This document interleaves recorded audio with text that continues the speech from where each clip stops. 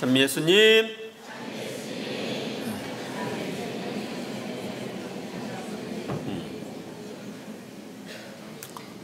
네, 한 주간 동안 안녕하셨어요. 네, 오늘은 사순 제3주일입니다. 오늘 이 독서와 복음은 하느님 사랑과 이웃 사랑의 삶을 이야기해주고 있습니다.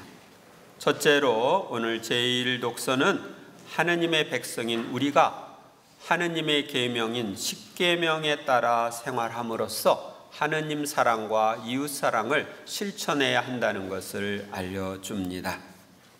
오늘 신명기서에 보면 너에게 나 말고 다른 신이 있어서는 안 된다. 이것은 우리가 제1계명 한 분이신 하느님을 흠숭하라는 내용입니다.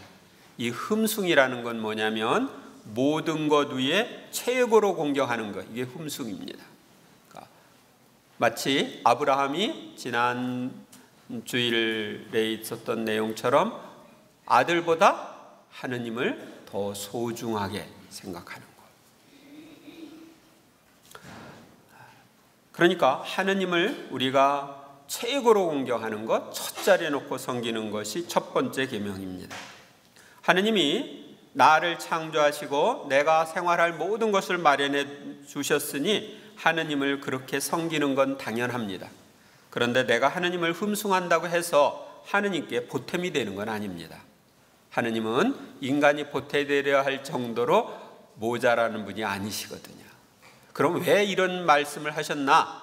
그것은 내가 온 마음을 다해서 하느님을 향하면 하느님은 당신이 가지고 있는 은총, 축복을 우리에게 주실 수 있기 때문입니다. 그런데 우리가 하느님이 아닌 다른 것을 첫자리에 놓고 살면, 다시 말하면 우상 숭배를 하면 그 뒤에는 마귀가 영향을 미쳐서 우리가 불행하게 됩니다. 또 하느님을 향하지 않기 때문에 하느님이 주시는 좋은 것을 받을 수가 없습니다. 두 번째로 7절에 보면 주 너희 하느님의 이름을 부당하게 불러서는 안 된다. 이렇게 신명기서는 말합니다.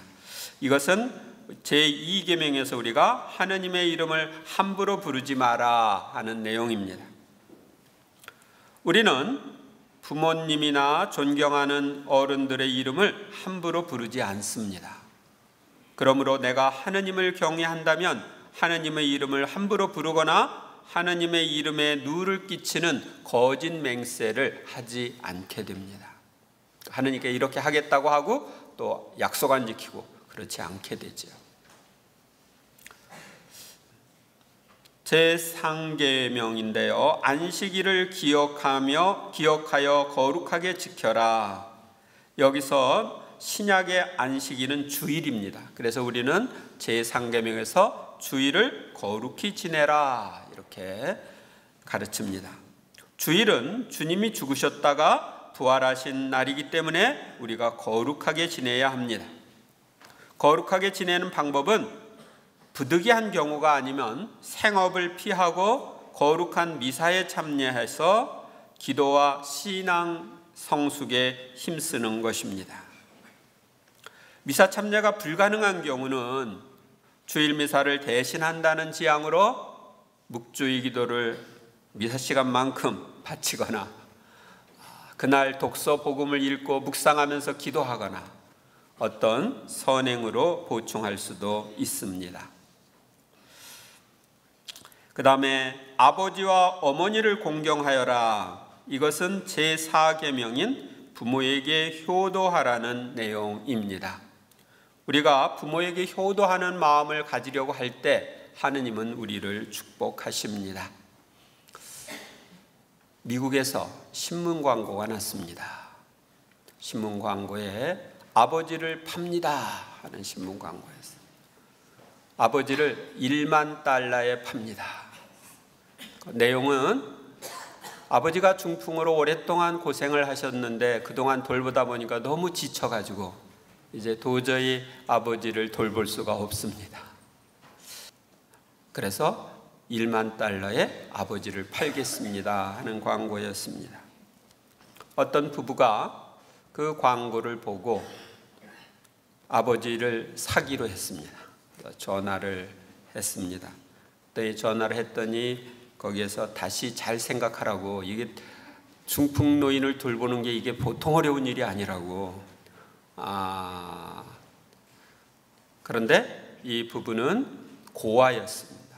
그래서 고아였는데, 우리 부부는 고아인데 지금까지 아버지를 불러본 적이 없습니다. 그래서 아버지라고 불러보고 싶고, 또 나의 자녀들에게도 할아버지를 갖게 해주고 싶습니다.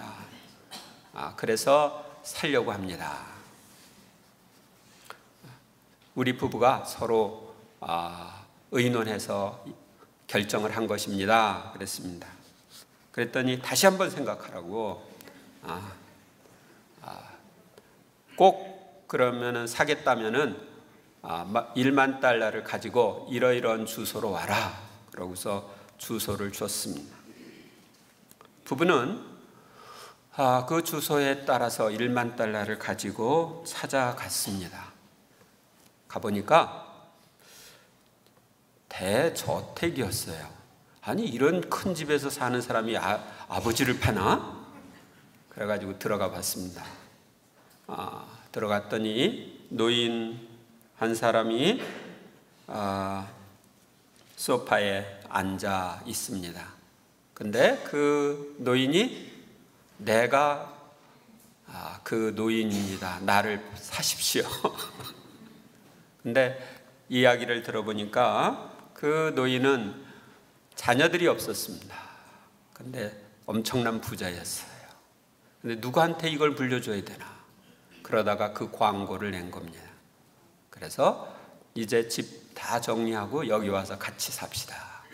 그래서 아주 행복한 삶을 살았다는 이야기입니다.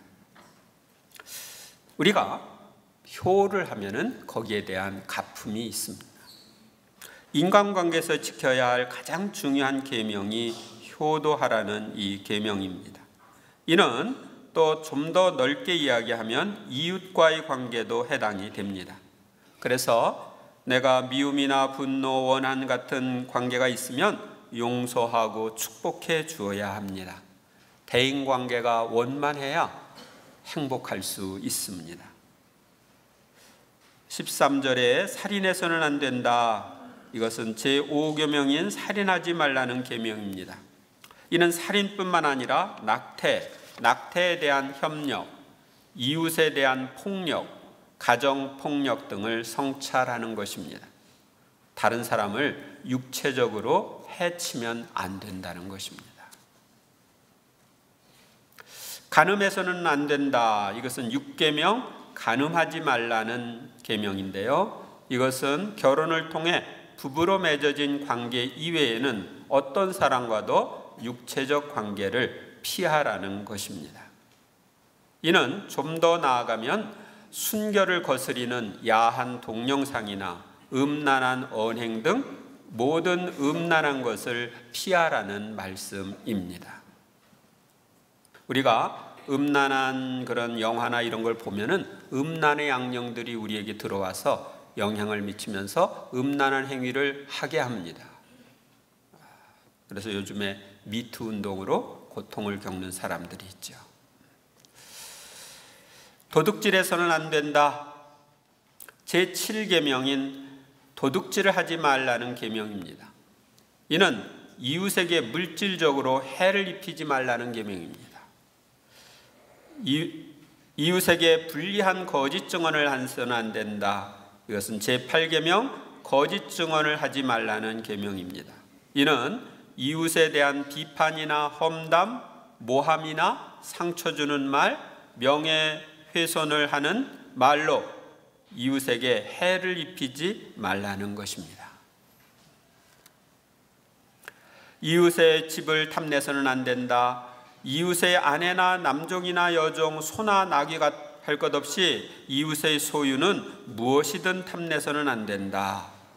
이것은 제9계명 남의 암내를 탐내지 마라, 제10계명 남의 재물을 탐내지 말라는 내용인데, 이는 6계명 간음하지 말라와 7계명 도둑질을 하지 말라를 마음속으로라도 범하면 안 된다 하는 뜻입니다.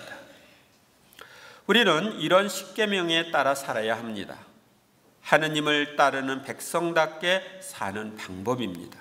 우리가 고해성사를 받을 때는 이 십계명에 따라 살았는지 안 살았는지가 내가 성찰하는 기준이 됩니다. 십계명은 꼭 외우고 고해성사 받기 전에 보면서 고해성사 준비를 해야 합니다. 그런데 이 십계명은 두 가지로 요약할 수 있습니다. 1계명부터 3계명까지는 하느님 사랑, 4계명에서 10계명까지는 이웃 사랑입니다. 실제로 오늘의 복음에서 예수님께서는 기도하는 성전이 하느님께 대한 사랑과 이웃에 대한 사랑을 거스리는 장소로 변질된 것을 보시고 성전을 정화하십니다. 유다인들의 파스카 축제가 가까워지자 예수님께서 예루살렘에 올라가셨다. 그리고 성전에서 소와 양과 비둘기를 파는 자들과 환전꾼들이 앉아 있는 것을 보시고 끈으로 채찍을 만드시어 양과 소와 함께 그들을 모두 성전에서 쫓아내셨다. 채찍질에서 쫓아낸 거죠. 또 환전상들의 돈을 쏟아버리고 탁자들을 엎어버리셨다. 비둘기를 파는 자들에게는 이것을 여기서 치워라. 내 아버지의 집을 장사하는 집으로 만들지 마라 하고 이르셨다. 왜 예수님이 이렇게 하셨을까요? 그건 그 당시에 장사꾼들과 사제들이 결탁해서 성전을 장사하는 집으로 만들었기 때문입니다. 구약 성경에 하느님께 바치는 제물은 흠이 없어야 한다고 되어 있습니다. 그러니까 장사꾼들이 사제들한테 흠이 없다는 판정을 받은 동물들을 이제 놓고 그 동물을 비싸게 파는 겁니다. 그리고 다른 사람들이 집에서 기르던 걸 가지고 오면은 이건 이런 흠이 있다 저런 흠이 있다 퇴짜 놓아서 그걸 사게. 그러니까 장사꾼이 그걸 독점하면서 거기서 나는 이익금은 사제랑 함께 나눠 쓰는 거예요. 환전꾼들 성전에 돈을 바칠 때는 외국에 돈을 바치면 안 된다. 거기에는 우상이 그려져 있으니까. 그러면서 이스라엘 돈으로 바꿔야 된다. 그래서 이스라엘 돈으로 바꿔주는 사람들이 환전꾼이었습니다. 그런데 그들은 이스라엘 돈으로 바꿀 때 어떻게 했어요? 거기에 이문을 많이 남기는 거죠. 요즘에도 이제 환전을 할 때 돈이 좀 들어가죠. 근데 이제 여기서는 많이 남겨가지고 그걸 또 함께 나눠 쓰고. 그러니까 하느님 사랑과 이웃 사랑보다는 재물에 대한 사랑으로 채워진 장사꾼들과 환전상들과 사제들의 마음을 예수님은 다 아십니다. 그래서 이렇게 성전 정화를 하신 것입니다. 오늘 복음의 마지막 부분에 보면 그분께서는 사람에 관하여 누가 증언해 드릴 필요가 없었다. 사실 예수님께서는 사람 마음속에 있는 것까지 알고 계셨다. 그러니까 환전상들의 마음이나 사제들의 마음이나 장사꾼의 마음 다 알았어요. 그렇기 때문에 이거 정화해야 된다고 해서 정화를 하신 것입니다. 하느님 사랑과 이웃 사랑의 장소여야 할 성전이 또 하느님께 기도해야 하는 집인 성전이 본래 위치에서 벗어났기 때문에 제동을 거신 것입니다. 셋째로 오늘의 제2독서에는 하느님 사랑과 이웃 사랑의 상징인 예수님의 십자가에 대한 말씀을 전해줍니다. 유다인들은 표징을 요구하고 그리스도인들은 지혜를 찾습니다. 그러나 우리는 십자가에 못 박힌 그리스도를 선포합니다. 그리스도는 유다인에게는 걸림돌이고 왜 메시아인데 죽다니 말도 안 돼. 이러니까 걸림돌이죠. 다른 민족에게는 어리석음입니다. 아니 다른 사람을 위해서 못 박혀 죽어? 그러니까 어리석다고 보는 거죠.